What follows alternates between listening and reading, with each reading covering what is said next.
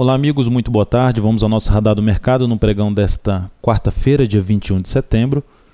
Começando pelo Ibovespa, agora às 14 horas e 17 minutos pelo horário de Brasília. Ibov registra alta de 1,39% dentro da sua congestão. Então, nada de surpresa nessa alta de hoje, visto que a gente está dentro da congestão, sinais de baixa não são tão fortes, ou seja, não tem um índice de acerto muito alto dentro da congestão. Gerou ontem um sinal de teste do possível suporte dos 56.110 pontos, mas já reverteu, gerando aqui a formação de um fundo. Mas da mesma forma que esse sinal de baixa não tinha importância tão grande, esse sinal de alta também não tem essa importância tão grande.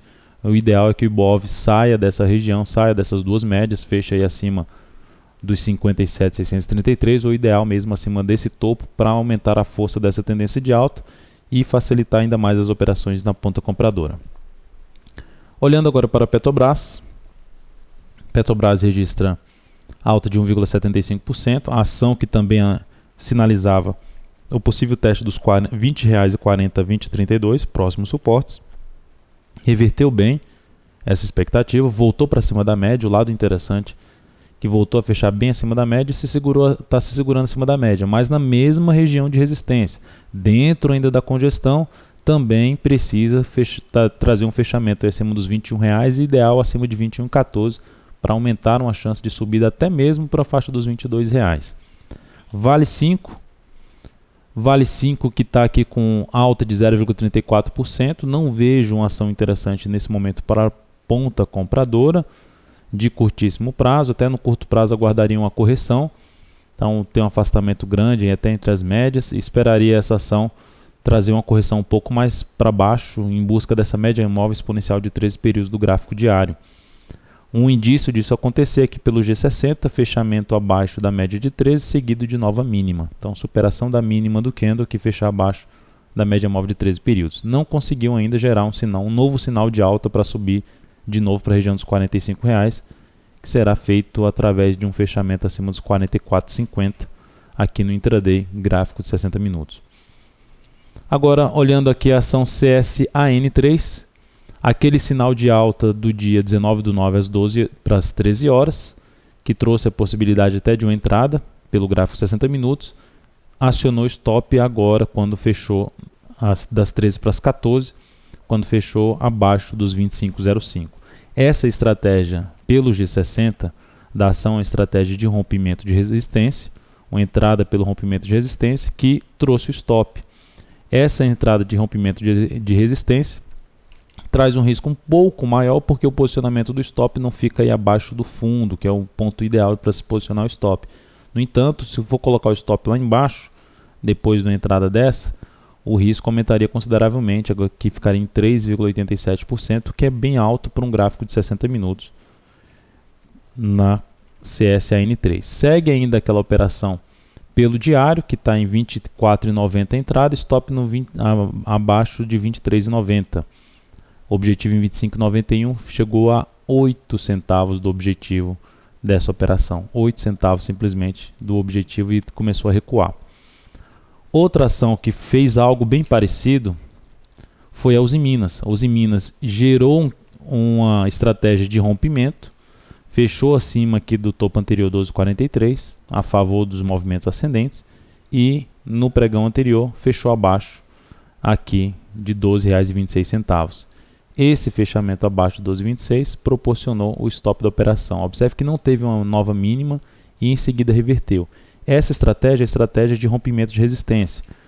Essa aqui, esse fechamento acima da média móvel de 13 é a estratégia de um fundo ascendente a favor da tendência de alta. Uma estratégia até mais interessante. Então, depois do stop, a ação gerou uma nova possibilidade de entrada ao fechar aqui acima da média de 12,38 e fazer nova máxima. Então, por exemplo, a entrada na Uzi Minas em R$ 12,40, o stop agora que fica mais bem posicionado, oscilação abaixo dos R$ 12,07. 12,07, risco de 2,8, objetivo em 12,14. Da mesma forma, quem fez isso? Gol 4. A Gol 4, a operação do gráfico diário de rompimento de resistência do dia 14/9, também voltou e fechou abaixo dos 12,24 que trouxe o stop da operação. Pelo gráfico de 60 minutos, apesar dos topos descendentes, apesar aqui desses topos descendentes no gráfico de 60 minutos, a ação gerou aqui um sinal de alta também, proporcionando um bom fundo, um retorno para cima da média móvel de 13 períodos e uma nova máxima. Só que aqui o stop seria bem maior.